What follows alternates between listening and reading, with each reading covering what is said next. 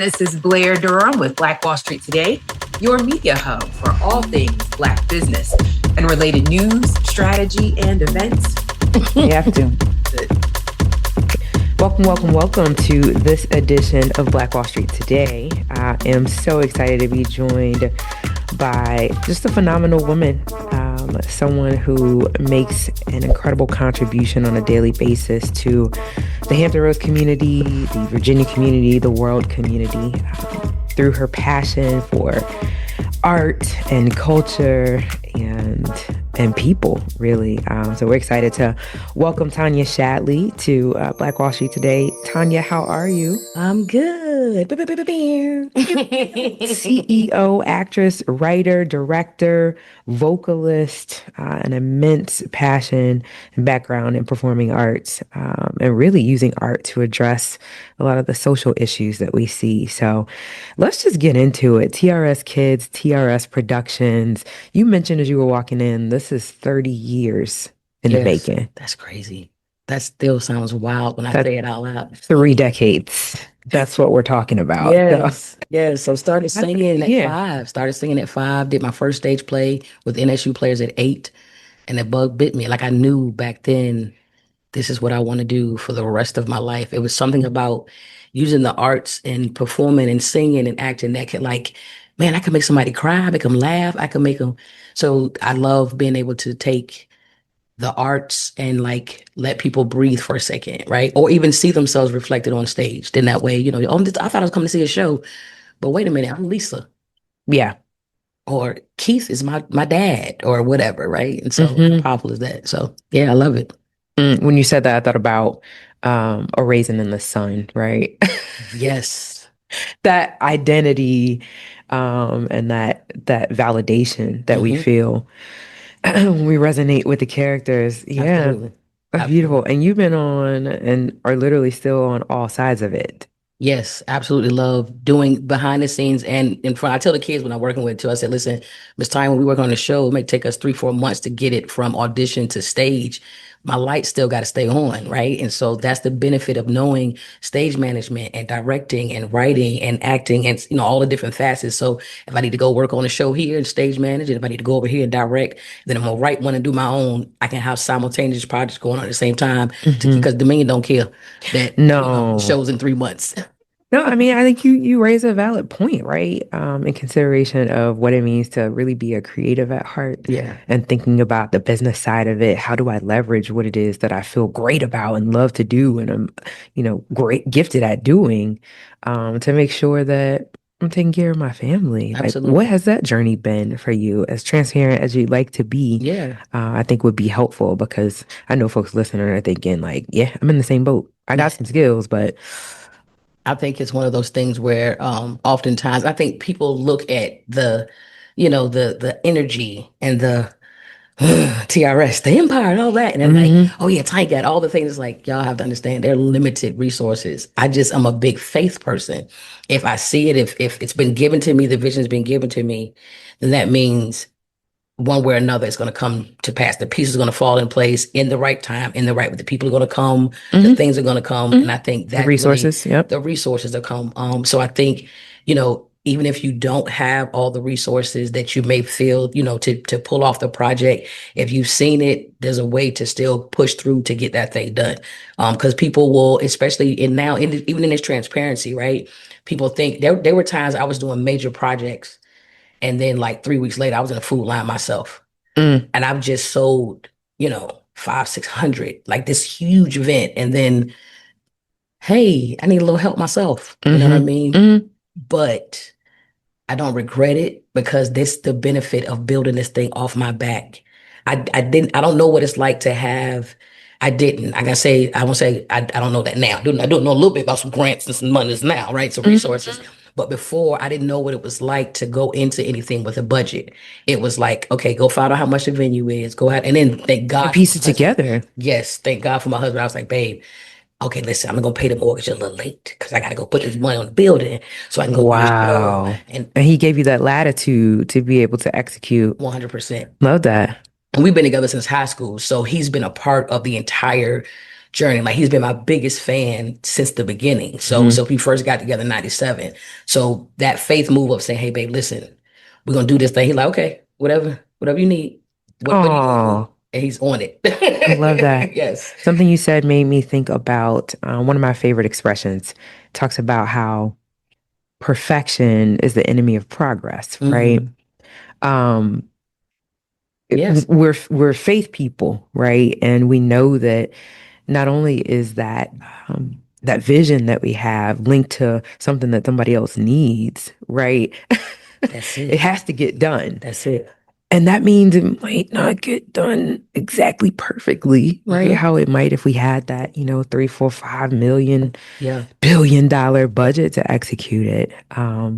Yeah. I think it's commendable when we can kind of lay our ego down for the sake of moving vision forward, Absolutely. knowing that it's gonna be good this time. Next time it's gonna be better. And then the next time 100%. it's gonna be, you know what I'm That's saying? it. And then to have a community, you talk about your husband who will champion that alongside you. Absolutely. That's just fantastic. I think coming from again humble beginnings, that is the premise behind a lot of what I do. Like my cousin, Delegate Algie Howe, former delegate Algie Howe, we would sit in the kitchen and fold the letters that address the labels and all that. There was no budget that he had to like get himself in that position. It was Hmm. community, it was family coming Hmm. together. So I Yeah. love the idea of that. So Yeah. whether I'm doing like that's how Slover came about with Juneteenth when we started doing it in 2020. I said, hey, I've got this production. I want to bring it over to the community. Let me bring it over there. And no one told me when it came down to not only the actual festival part, because by, COVID hit 3 weeks out of the shows, the whole world shut down.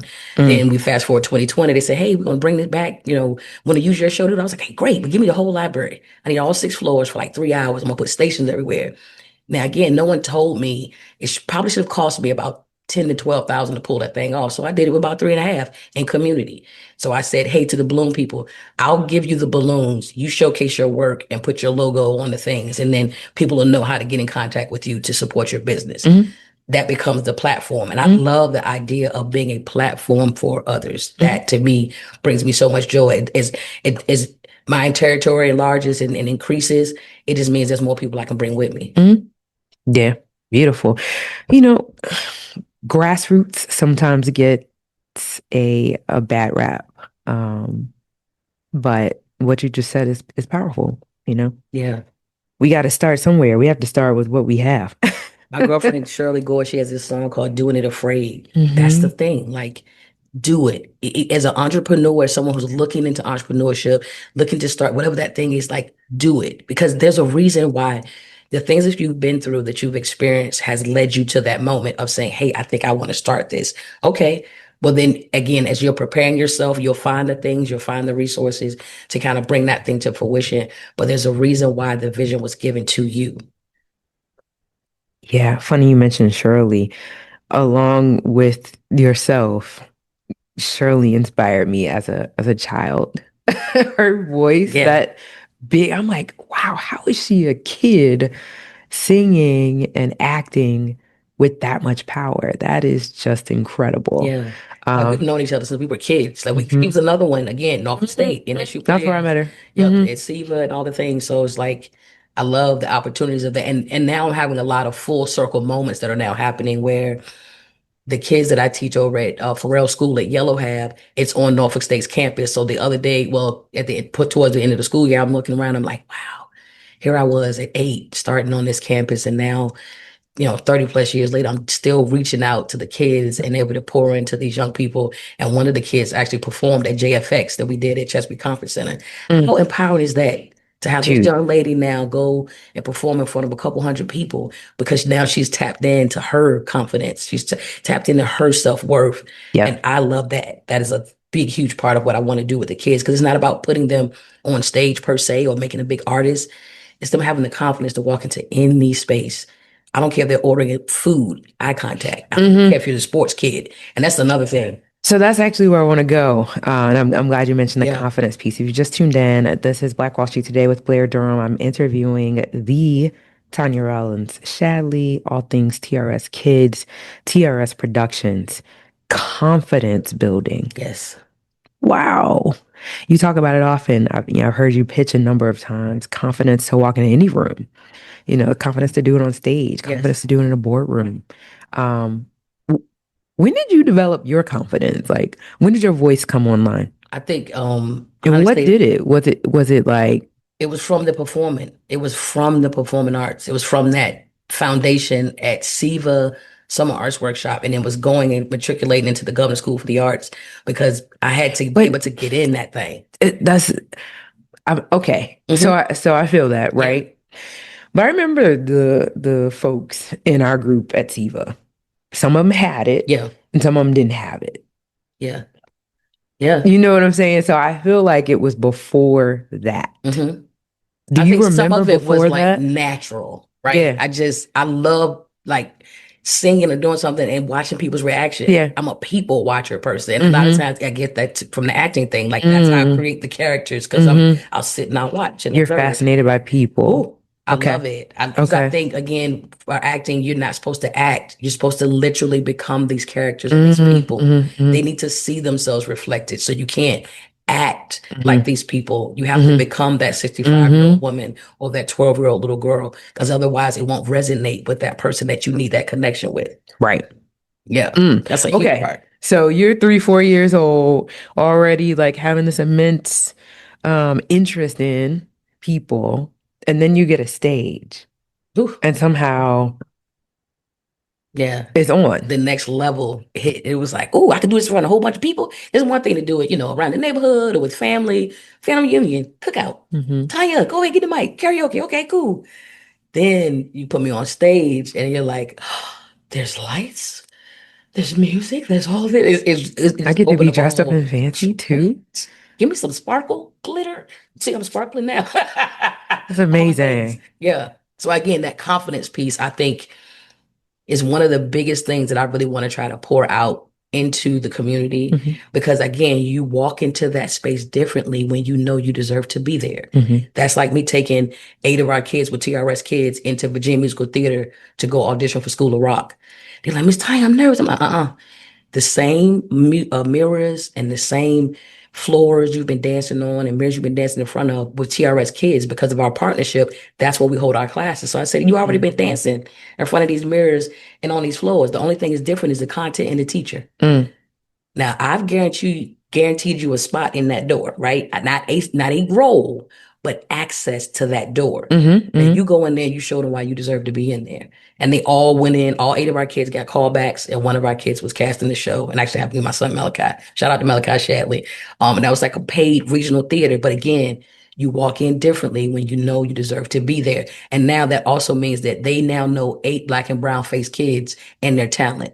So even though they may not have gotten the School of Rock show, y'all can call Wow. me if y'all need somebody else. Because y'all know, oh, but what about that one that, yep, I got you. I deserve to be there. Yes. Yes. We need to hear that. Yes. You deserve this opportunity. You deserve this chance. You deserve your shot. Mm-hmm. And it doesn't mean that it's gonna. It's like a birthright. That's it. Yeah. That's it. Nobody has to give that to you. That's a birthright. Absolutely. I deserve it. Absolutely. And you walk in Wow. with your head up a little bit higher and your smile a little bit wider, and then wait for the outcome. So would you say that that is part of the core mission or the philosophy that drives both TRS Productions and TRS Kids, or is there something more? I believe so. Access. Access. Mm-hmm. Because I feel like oftentimes, especially us in the African American community, we feel like we don't have access to a lot, and then we don't. To be in all transparency. So is it access to the entertainment, or is it access to the opportunity to entertain, or is it both? I think it's both. Okay. I think it's multifaceted. Because I think you need to have access to the training. You need to have access to the opportunity. You need to have access to, all of those different facets of it in order to really do what you can do. And then see the potential in yourself, because that's the other benefit of being able to work with not only young people, but even, older adults that I work with and teaching as well. It's like letting you know that this is the opportunity for you and you have to seize it in that moment, but I help give you the skill set to build that thing up, and then you go out and knock it out the park. Yeah. That makes sense. Yep. I know you have something coming up. What is that? So we've got a couple projects coming up. So with TRS Kids, we've had a successful show. And we had about 530 in attendance at the Addicts back in March. And after such rave reviews, we're going to bring it back again. This joint is jumping July 26th over at the Goop Theater at Old Dominion University. Mhm. And then the kids are simultaneously working on two shows. So not only that show, but we're working I'm on going to our- help these kids build work ethic Come on, and resume and skill. Come on, and skill. Okay, we're gonna build that up. So again, they're working on that one, and then they're also working on our The Stage is Ours, a musical mosaic. So it's a combination of a couple of the shows we've done previously, and I wanted to do a musical review. So there's The Wiz, there's Suzical, there's Rainbow Fish, a little bit of Beauty and the Beast in there, which is one we have not done yet, but I wanted to like tickle their fancy a little bit. Yeah, Also, that's a great one. we've been in full swing with rehearsals. We've only been in session 2 weeks, and we're already got the whole first half of the show done and working on the second half. So we're full-fledged forward. And then the mural project, we got a grant through Virginia Beach Cultural Arts and Affairs. And shout out to them because I told her, listen, I want to teach these kids how to do art mural projects. This is the benefit of me being a visionary, a storyteller. I'm not necessarily a painter myself, but I know painters. And I said, hey, I want you to give me some fun so I can teach these kids. We'll have 10 kids we're going to select. They'll learn how to paint a mural, how to scale it, how to estimate how much paint they need. Most importantly, how to price it. Because if I'm teaching them at 12 and 13 and 15, maybe the school is paying them by the time they get to high school to paint the art mural in the cafeteria That part, or yeah. the auditorium. By the time they've done two of them, maybe by the time they get to college, the university's paying them to do it in the gym. How amazing is that? And then they get that skill set that they can take on and pass on or make funds from it or whatever. So I just want to empower them with different areas in the arts all the way around so they can use that to not only uplift the community, use that for the messaging, but also put money in their pocket at the same time. Yeah. I'm excited. I just want Tanya to get like all of the recognition that she deserves. Thank I you. mean, it could be difficult in your hometown, Yeah. for people to really see that because people feel like they know you. They Yeah. remember when you were a child. They know the mistakes that you made, whatever. Yeah. But the vision that you have, cast Right. is a large one, is a powerful one. And I'm just so proud to know you Thank you. Like I said, all the time. community, unity, arts, again, using the arts to tell those difficult stories. Yeah. Odie, you just called me and said, hey, the Women's Business Center said, hey, the Women's Center said, hey, Tanya, your domestic violence show that you did Onward and Upward a few years, I want to bring it back in October. And I was like, absolutely. I would love to, because again, those talking points, when I was a senior, literally at Old Dominion, my senior year, Sharika Brown was unalive due to domestic violence. That resonates. My cousin, Michelle Rollins, New Year's Eve 2021, same situation. So this thing has directly affected, my life. And I'm like, again, using the arts to talk about the difficult conversations. It's not pretty. And I have to push my cast to a dark place because if they're not fearful of this gentleman on stage, they're not going to resonate. That person is not going to see themselves. That woman is not going to see herself. And it really just resonated again because I had someone reach out to me that saw it 2 years ago and said, hey, I finally got out. See that? I was trying to push through to my son finish, but Tanya, I just needed you to know I got out. Wow. Deep work and impact that you're having. Yeah. Any specific examples of youth success stories or projects related to like history, empowerment? I know we just came off the JFX event. I know was felt by those that attended, but talk about the experience of those that participated. Absolutely. And how they were moved by being a part of something that was empowering on that level. Yeah. So in regards to the youth, two of our biggest, I'll say, Super Slade, shout out to Sabrina Bass. She started out with us with TRS Kids and performing. I want to be a singer like you and performing arts. And then she saw me running my business and said, okay, I want to be a boss like you. And went at 12 years old and took a class to learn how to do her own nails and make her own nail polish and all that. And now she's 6 years into what she's doing.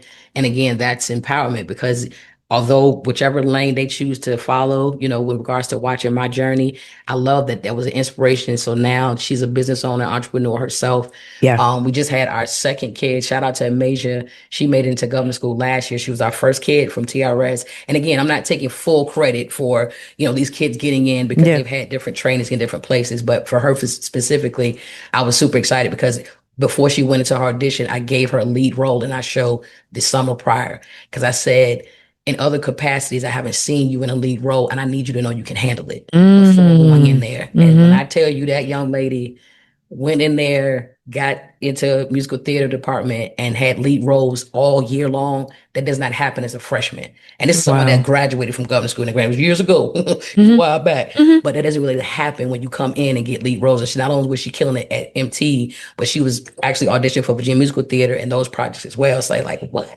And now Malachi, my son, he starts next year or this year coming up. He's a freshman and he just was admitted. So those are three different success stories in regards to the youth of how that impact is really taking them. And then JFX, man, Faith Move Again, going from Slover to a huge venue like Chesapeake Conference Center and having the turnout we did. But we had different facets of it. Like people were so excited to be a part of the Unity Choir. I put an all call out and said, listen, Wow. I want to I didn't know that was a thing. Yes, we had a whole Unity choir there, and we had about 27 people in the choir, which I did. Let's go. I said, let me get 7. Give me the good 6, 7 voices. You had all voice parts, it sound like, with We had 27 people. everything. And so I pushed myself. Their motivation of their participation motivated me. So I winded up writing a song for the project for them to learn. So they did 2 songs. They sung like an up-tempo song, then they sung the On With an Upward song that I wrote specifically for the project. And they were so excited about to be a part of that because, again, it's something that's inspirational. It's something that can uplift. And they were a part of something of coming together, community members that didn't even know each other. A lot of them didn't know each other prior to the project. We had that rehearsal, we had a meeting, and they delivered. The legacy tree, I get so creatively inspired and motivated when community comes together. So I built a 6.5-foot tree. And what we would allow all, I know, right? I built a 6.5-foot tree. Y'all can't see my face, but this lady said, okay, let's just run it back. Yeah. I put together a 27-piece choir for whom I wrote a song. Yeah. Yeah. Like, oh, and then by the way, there was a 6.5-foot tree that I saw in my mind, and I just felt like if I could build it. Yeah. So it was really cool processing because what I saw was I got these gold and silver foil leaves. And I said, I want you all we had a poster board and it said, hey, a phone board, poster board thing. And I said, I want you to write affirmations for the future or thank you notes of the past. And we're going to attach that to the tree. So imagine this 6.5-foot tree and all of these leaves are attached to it. And it's people's words that you can read that said, Black Lives Matter or thank you for my past. I'm building a better future. We can do this together. And so, you're going back and read it. And not only were they able to take pride in being a part of that legacy, but also the other individuals that were there were able to come and read what other people were saying for the future or of the past. So how powerful are those moments? Very powerful. Yeah, I was so excited. Wow. Love that you did that. That's interesting. I have a project coming up that has a huge community storytelling element. And it's the same thing. It's the web that we're weaving together. It's the connectivity of that. It's the empowerment around the fact that we do have an opportunity to write our story. Yes. And we have to. And to live into the other stories that we're connected to, and then to really tell that story. I feel like that's where our region has that's where we have struggled, is we don't have a cohesive narrative that we tell that is truly uplifting. Yes. And so I feel like there's some ownership that I have to kind of take in that. It's like, okay, when I hear people saying, "Oh, I don't leave this area because they don't have this and that," and like, well, that means there's an opportunity. If there's something that you see that is missing, then it might be something that you could bring. You know what I mean, and connect with others to build. And so, absolutely, thank you for that. Yeah, absolutely. And it was resonating with me. And again, I have to shout out my husband because in the midst of all the things, you Black Diamond Weekend, all this, they did huge events, right? But having those moments where I stopped and soaked it in was pivotal because it's in those rough moments, right? When the resources aren't there, when you're trying to move the tickets, when you're trying, I can go back and sit in that a little bit and be like, oh man, but then I remember seeing that grandmother, you know, doing African dance with her grandbaby, or I remember seeing two different races come together as they're like having conversations about music and history, you know, or, you know, I saw 300 people over there doing, you know, that part of it that is like, wow, that's the motivating things again that keeps me going. And in those times when it's a little rough, because entrepreneurship is hard, you know, people paint this really pretty picture, but and again, and when you building that thing off your back, it's different. And that's always, again, I'm grateful for the space that I'm in because nobody can take it from me. Right. Even when they tried. Because Slover tried. And I had to teach them a lesson. Don't do that. I built this here. I brought this to you all, right? And understanding your value. That is another thing that I want to make sure that we leave with the audience is that you have things, visions, and things that know your value, know your worth. Because in those situations, even with me with JFX, like I understand this experience that I've created since 2020 isn't an experience. So if I feel like you're not appreciative of the experience that I want to give you, then maybe you don't deserve to have that in that space. Maybe we find another space to go to. Yeah. And that's okay too. No, I mean, and you have hit all the nails squarely on their heads, you know. I think that's the biggest part of the entrepreneurship journey is the self-development, the confidence that you build to be able to say, you know, this is who I am, this is what I'm building, this is the value that it has, and and just keep learning, right? Keep learning, keep trying to, you know, take the classes, take the workshops, tap into the resources that are out there, especially the free ones. Because I mean, that's how I did a lot of what I'm doing, right? So really, you know, continue to be a consummate student. I take pride in that as well. You know, there's always more I can learn. There's always ways I can stretch myself. And so I'm excited to share the journey and continue the journey as people watch as I build. It's cool to hear people say, I walk them, they're like, all right, TRS, all right, Empire Builder. I'm like, you catch it. That's it. They know what it is. Yeah. They know what it is. I see the TRS empire as an integral part of rebuilding Black Wall Street in Hampton Roads. Yeah. Because much of our expression is artistic. I think that's where we want to be, even if it's food and beverage, whether, you know what I'm saying? We have a thing there. Yes, absolutely. And so cultivating those gifts, identifying them from young, positioning individuals to engage, you know, that's incredible. Really excited. We even did like the JFX we've got off the website that we built. There's when people can sign up on the email and then it connects them to the community. So you can go in and we've built out these 4 courses. And then once you go through, and they're not long, but just like mini courses, and you get this personalized certificate, you know, that thank you for building the legacy. There's a digital coloring book that the kids can print out and color. Like nice. We're going to keep this JFX thing going because again, as we continue to build out not only the messaging, but the community, we want people to also tap in because this isn't just about June. JFX is an experience. We can celebrate us all year long. We better. We have to. We have to. Yeah. Because the narratives and the stories are trying to be erased. And again, that's another thing of why I'm fighting so hard from an artistic standpoint to continue to tell the story, to continue to tell the things that we may not have known about, or maybe you knew but didn't know it from that angle or whatever. Like that's the premise behind all of what we're trying to do with that, creating those narratives and telling the stories. Because if not, it will be erased and it will act like it didn't exist.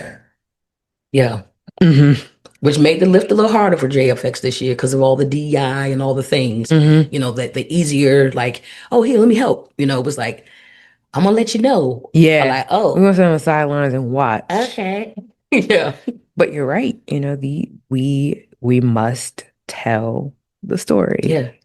Yeah. And provide a platform for the ongoing telling of the story. And I think about it often, you know, I can even understand some of it, right? Some of what is coming down through this image. I can understand some of it. But at the same time, I think you leave it there and then you tell the story about what happened. That's just, I recently visited the Birmingham Civil Rights Institute. Oh, wow. And there were a couple of misnomers, right? There were some things that were not exactly as they should have been. Mm-hmm. But the leadership was of the thought that, okay, if we didn't get it right, we leave it there. Mm-hmm. And then we help people to understand what it was. We tell Yeah. the entire story around it, right? Yes. And so I'm sensitive to that. Mm-hmm. You know what I'm saying? We don't just dismantle. We don't just erase. No, Absolutely. let's honor it. Because if we erase it, then we don't have the opportunity to benefit from that Absolutely. On both learning sides. on On both sides. both sides. Absolutely. And again, what we don't Mhm. know, and then if we don't learn, or if they try to, take away, then there's an opportunity for things to repeat. And we Right, don't want that. right. Yeah. So, yeah. So we have to be careful about maintaining a level of ownership Yes. over our platforms, Yeah. right? I know sometimes we got to go to this one and that one in order to get things paid for, but when we own it, Yeah. then it can't necessarily just be taken any kind of way from Yes. us. You And I know what I'm think saying? that has been part of some of the hesitation. This is transparent, but that is some of the hesitation with some of the partnerships and or collaborations that I did not take, Mm-hmm. because I need you not to get confused that Mm-hmm. you can take this Mm-mm. from me. Mm-mm. I need you to know that like this came with me and this goes where I go, Mm-hmm. because it was built from my head and my heart. Mm-hmm. That's how Juneteenth, happened, from the production to the festival. I saw it in my head and my heart. I was like, oh, it's gonna be a way to, this is impact, this is Mm-hmm. community, this is Mm-hmm. unity. Mm-hmm. And so that knowing and holding on to that as well. And again, Yeah. it's another full circle moment. I'm a product. Afram Fest used to be in downtown Norfolk. Mm-hmm. Everybody know about Afram, right? Well, when Afram went away, SIVA lost funding. Now, at this time, now this fast forward, I'm teaching at SIVA. Mm. And so we didn't have the funding to continue the programming, which is another reason why I started TRS Kids, was because I was like, man, these kids, Right. there's another performing arts program, not gonna name them, but they're very big in this area. Mm-hmm. And I was a scholarship kid attending that program. And when I didn't have the scholarship, I lost access to that door, right? And so I was like, wait, fast forward 20 some years later, I'm writing scholarship letters for kids. I'm like, wait a minute, I'm getting a lot of these. Mm-hmm. Maybe they need another option. Mm-hmm. That's how TRS Kids started Let's in go. 2020. Mm-hmm. Not to say that I will not, I still continue to write letters Yeah. as they No request, doubt. but you now have another option if you want to come over here. Yeah. Get this TRS sauce. Give us the websites, the Yeah. handles as we're wrapping up. This has been great, Tanya. Yeah, thank you so much. So yeah, TRS Kids is www.trskids.com. So that's www.trskids.com and www.trsproductions.us. TRSPRODUCTIONS.us. And then our number is 757-201-2496. But yeah, tap in with us, continue to follow the journey as we build this thing together for community, unity, and the arts. We're making impact. So y'all keep watching and donate. And donate. Help That's us real, out. right? Yeah. Especially now. Yes. Donate. Awesome. Well, Tanya, I want to thank you. Just can't say enough about the legacy that you are building here. Thank you. Just appreciate your heart. I know it's not easy. Yeah. So thank you. And thank you for tuning in to Black Wall Street today, where we're building minds, we're building connections, and we're forging the path ahead toward business success in the Black community. We'll talk soon.